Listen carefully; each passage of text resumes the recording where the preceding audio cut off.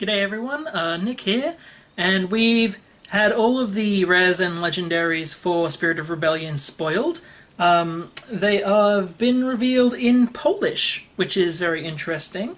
So I'm going to go over them using the translated versions. As the people who have posted this have said, to take the translations with a grain of salt because they are from Polish to English. They may not be 100% correct, but let's hope that they are. I'm pretty excited by what we've seen here, and yeah, I am going to be looking down at my phone a few times just so I can remind myself what I'm talking about.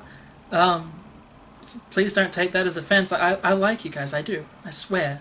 No eye contact does not mean no love. I promise. Okay, so first, for some reason these haven't been posted in the set order, which niggles me, but I can't change that. So first we have Luminara Unduli, one of the hero Jedi. Special, resolve one of your character dice, increasing its value by 2 or 3 if it is a non-unique character's die. Basic, cost 13 or 17 for an elite version. I don't see her being too exciting, although it's very clear that she's there to work with Padawans, or the Jedi Acolyte, I think it is, that comes out in this set. Let's see, the Padawan is 8 cost, the Acolyte I think was 9. 8 and 9 is 17, which would fit in with her 13 cost thing, so maybe. Then we have Makashi Training, which is an upgrade, cost 2. It's a neutral blue upgrade. Remove one of your dice showing melee damage and exhaust this upgrade to remove any die showing melee damage. I don't like it. I think it's bad. The Light Pike, 3 cost villain upgrade. I like the damage on this thing. 1 plus 2 plus 4 for a cost. Its action is pretty cool. Remove this die to give 1 shield to attached character. Nice enough. Force Heal, cost 2. Blue character only. Heal 2 damage of a character or spend 1 resource to heal 2 damage. It's pretty good. Healing is always good, and I like that this is hero only, because it means that you can't give it to villains such as Dooku. Then we get Temptation of Power. Now this is an upgrade that I think is very strong. I don't know though whether or not it would get used. You resolve the modified die of the modified side of this die with any symbol. So you can basically add a +1 or a +2 to any of your dice. This can be pretty important. It's not so strong for things like damage when you've got the pluses, but things like discard, things like disrupt, or even resources, those are important with pluses. So who knows, we might see more of it. Then the first thing in this list that really excited me is we are getting Asajj Ventress. And I love Ventress. I think the character is excellent. I love her in Clone Wars, and I really like her in the novel Dark Disciple. Her die is basically the same as Dooku's. The difference being that the 1 disrupt on Ventress is 2 discards with a cost on Dooku. Her ability, though, when an opponent discards to reroll, you can force him/her to choose and discard another card. Now that is a fantastically amazing ability. That more than makes up for the losing the discard side if you're going to replace Dooku with her. I don't know if it makes up for losing Dooku's longevity, but I think for the cost that she is, the fact that she's only a rare, not a legendary, and just the fact that it's Ventress and not Dooku, I'd be very excited to use her. Then we get a blue ship, the Interceptor Delta 7, special reroll up to 3 dice. I'm not a fan of this one. It's cheap enough, but blue, especially blue hero, doesn't really have anything in it to help with supports. So I can't really rate this ship very highly. And then, yeah, there's the Jedi Acolyte. It is a 9 cost. I was right. Before you resolve its die, you can increase its value by 1 if it's showing the same symbol as another one of your dice. That's pretty neat. What it does mean is if you've got two Jedi Acolytes out at once, since you resolve specials at the same, so not specials, this is you resolve any side at the same time.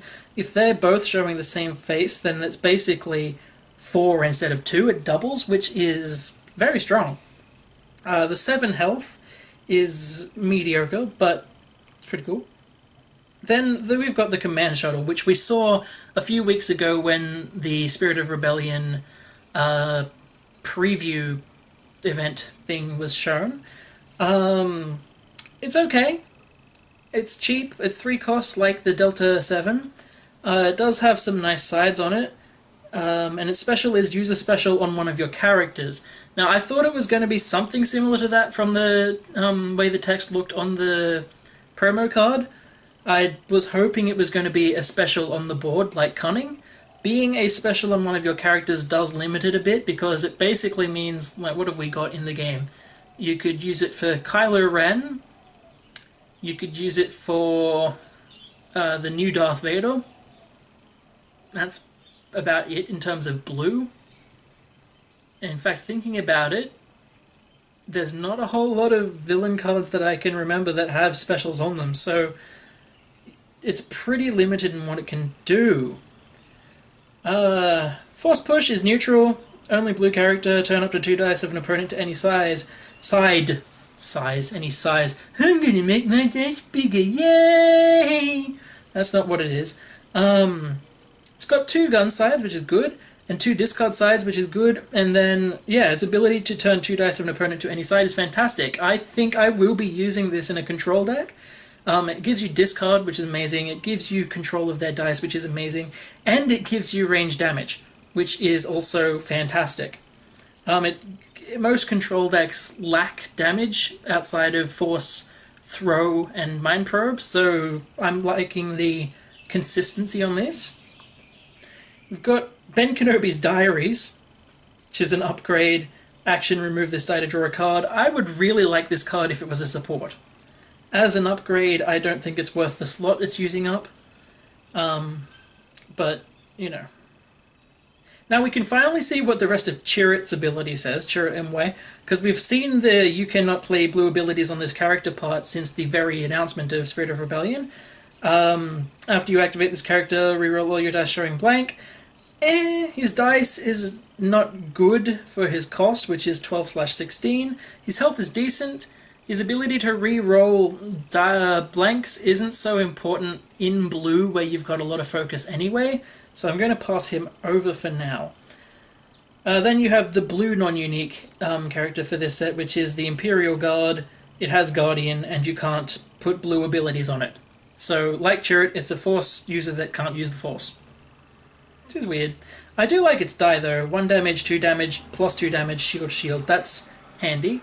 And at 9, you can have Palpatine and an Imperial Guard, which is interesting. I don't know that I would. I think I'd still be running Palpatine on his own. We have a Heavy Blaster Pistol, which is just a gun that can remove an opponent's die showing resource cost. That's okay. We have better options in the game for those, I think. It's not even fantastic damage, although it only costs 2, so, you know, in 2 minds of it. Then we've got C-3PO, who is a support, and I was hoping this wouldn't happen to all the droids. I was hoping that droids wouldn't all be relegated to support, especially 3PO. I mean, 3PO is a character. He has emotions and thoughts and feelings, so I don't like seeing him relegated to a non-character place. However, I do love this card. It's only 1 cost for a permanent board fixture that you can remove the die of to resolve another die as if it were showing any symbol with its original value. So what that means is if you've got a die showing, say, 5 blaster, 5 range damage, you can resolve it as if it were 5 melee damage or 5 discards, 5 disrupt.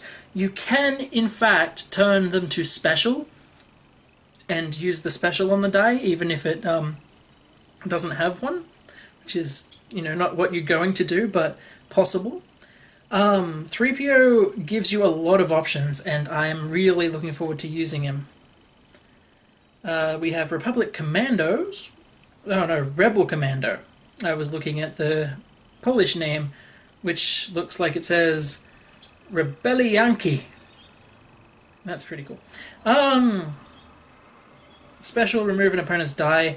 I don't think for 10 of your 30 points this is going to be too exciting. I'm going to pass that one up. The supply line. I was wondering about this card since we saw it. I was wondering if it was going to be hero only or neutral. I never thought it was going to be villain only. I like it. It's a support that has a lot of resource potential. It has a focus on it, and it can also reroll any number of your dice, which is a good action to have. Sure, you can do it by discarding a card, but that's not always what you want to be doing. Imperial Discipline is very wordy. It's red character only. You remove its die to turn one of the character dice or upgrade dice to a side showing range, damage, or resource. Not a fan. It's basically aim from the base set, but as an upgrade, I'm going to pass that one over as well. Then we get FN 2199. So I don't know why these don't have a picture on the characters, but I'm assuming this is the stormtrooper that that the internet has dubbed TR-8R. I love this ability. After you play a weapon on this character, roll that weapon's die. If possible, you may resolve it immediately. So what that means is you can put a weapon on it. Say you put the DL1110 on him. You roll that die in, you can resolve it immediately, and then you can roll him in and use it again. Or you can put that weapon on him, roll the die in, use it, then replace that weapon with another weapon, roll that die in, use it, then replace that one with another one and roll that die in and use it. So if you've got a good stream of weapons going, you can get a lot out of this guy. And then you get, as I said, you roll him in. 11 health is amazing, especially for a 10/13 cost character. I'm very much looking forward to using this guy in a deck somewhere. We have a support that has a lot of guns on it, and its values increase by 1 whenever you control the battlefield, which is nice. The Astromech is boring. The Astromech is General Veers' ability, but it costs 2 to put on the board. Meh, you don't have that money to spend in a vehicle deck because you spent it on your vehicles. There's a TIE Fighter pilot, which keeps your range damage unremovable.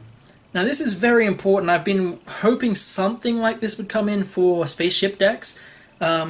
Spaceships are very vulnerable to things that can remove range damage, and I think it's a bit unfair given the cost that you pay to put some spaceships into play. I don't like that I have to spend 5 just to put the Millennium Falcon into play, and then suddenly, oh no, my Falcon's gone because the opponent has forced throw. It's oppressive. This guy kind of protects you from that, which I really like. He also fits well enough into my villain vehicle deck already, because his 8 cost ties in with Politics 8 cost and General Veers Elite 14 cost. So 14, 8, and 8 is 30 exactly. I'm happy that this guy exists. Mon Mothma. It's good that she's red. The 11 and 14 cost is pretty good. She can replace Akbar in the Akbar E layer decks. I think she should. Her ability is that you, after you play an event, you may reroll a die of the same color as the event. So you play a red event, you can reroll a red die that's on board. One thing I've noticed with her is that means that you can play hit and run to roll her in, use her ability to reroll one of her dice, and then you get your next action from hit and run's ambush. So I think Mon Mothma's pretty cool. And then we've got the yellow people, starting with Aura Singh, the bounty huntress that sometimes is friends with Boba Fett and sometimes isn't. Before you resolve this die, you may discard a card to increase this die's value by 1. I'm going to pass on that, seems shit. Not really. It's not terrible, it's just not something I would enjoy playing. Personal shield. Before this character suffers 2 or more range damage, you may exhaust this upgrade to give them 1 shield. We've got a few of these exhaust this upgrade to do X on these characters. I'm not a huge fan of those upgrades when they are also dice upgrades. It means that you can't actually roll that character in until you've used the potential of this upgrade. So when you roll, say this card is attached to, I don't know, it doesn't really matter, Politic. You roll Politic in, then you've automatically exhausted this this upgrade to roll his to roll the die in. Unless I am wrong and it doesn't work that way, I could be. So I hope I am. Otherwise, the card is kind of bad. I like the Vibro Knuckles though. It has Ambush. It is 3 cost, which is a little bit expensive, but not really considering what it has. It has 3 melee damage sides and 2 discard sides. And before you resolve it, you can spend a resource to increase the value by 1. You are getting a lot of value out of this, especially because it's not yellow only, and it does have Ambush. I'm a fan of this. And then we have Unkar Plot. Again, I'm a fan of this. It's a good ability. You remove any number of your dice, showing a total of 3 or more. So you might have a die showing 2 and a die showing 1, and you remove them, blah blah blah. Then discard a card from your opponent's hand, a random one, and gain a number of resources equal to the cost of that card. Now, the important thing to realize about this is that it's not limited to once per turn. You can do this as many times as you can remove a 3 cost from, 3 points from your board. I like that he takes away cards from your opponent and then gains you money. I cannot wait to play him in a deck and tell my opponent that their cards are worth 1/4 portion every time. I imagine that people would get very annoyed, and that's exactly what I like to see. The yellow non-unique hero card is the Outer Rim Smuggler. After you play the last card from your hand, gain 1 resource. It's alright. Nothing special. You have the Smuggling Freighter, which is a 1-cost vehicle with a few sides. You can either disrupt for 1 or 2, or you can gain resources for 1 or 2. And if you use one of its 2 sides, you put it back on top of the deck. I don't think it's worth running. It takes too much investment. But that's just me. We have the yellow non-unique, which is the Guavian Soldier, or Guavian Soldier, I don't know. Remove this die to remove a shield from a character. Meh, boring. It's bad die too. Then Master of Deceit, neutral upgrade, yellow only. Special, put 1 damage token on this upgrade. Remove a number of cards equal to the number of tokens on this upgrade from the top of an opponent's deck. Fair enough.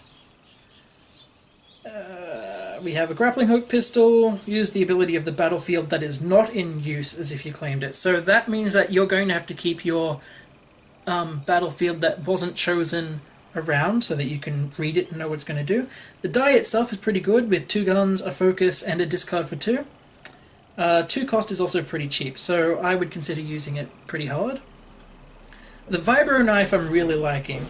It's got Ambush, and as long as its die is in the die pool, melee damage done by your dice is unblockable. So if you're running a melee deck and you find yourself frustrated by shields, put a Vibro Knife in it. Have some fun. It also has some pretty good sides on it to begin with. The Interrogation Droid basically discards a card from your hand for your opponent's hand every turn. Doesn't do much else. And then we have R2, whose special is that he resolves one of your dice, increasing its value by 1. I love that he has, for whatever reason, a melee damage side on him. He pulls out his little shock probe and zaps someone, I guess. But he's cute. And then we have the legendaries.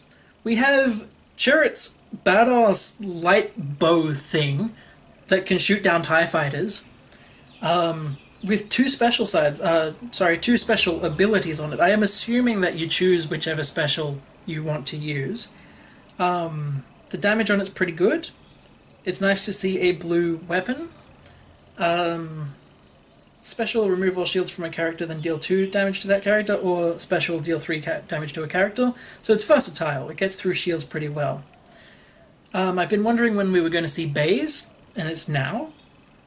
He's a legendary character, red for 14/18 points, with lots of guns, and a special to deal 1 damage to each character of an opponent. Rocket Launcher is a gun that is costly. I don't think you're ever going to use this It has decent damage slides on it, but they all cost, and it already costs 3. So I wouldn't be looking at using it too much. The crowd control button, however, costs 3, has redeploy, and after rolling it into your die pool, you can re-roll it. Now, I've seen that power a lot because I use Jabba, and it's basically his power. It's strong. Redeploy is strong. Having 2 melee damage, 2 melee damage, 3 melee damage is strong. I see this being a pretty used card. The U-Wing, hero ship for 5 cost, 2 different kinds of special. Deal 2 damage to each opponent's character, or give 2 shields to each of your characters. That's a car going by.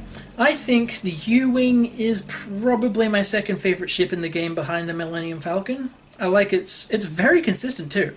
It's got a 1 in 3 chance of rolling 3 damage, a 1 in 3 chance of rolling special, 2 focuses, and 2 resources on it. So that's good. Getting to IG 88. 15 and 20 cost, so he's pricey. He has a lot of cool damage on him though, and his special is that he plays a yellow weapon from your discard pile, decreasing its cost by 2. So he can get pretty damn bulky. I don't know how much bulk he can get to make him worth playing at 20 points. 12 health is pretty big though, so we could see him used a lot. Blackmail is an upgrade with very good dice, and after you roll it in, your opponent can give you 1 resource to remove the die. I'd consider using that just because it takes resources away from your opponent, or it fucks them up with its very, very good sides. My biggest issue with it is that it's villain only.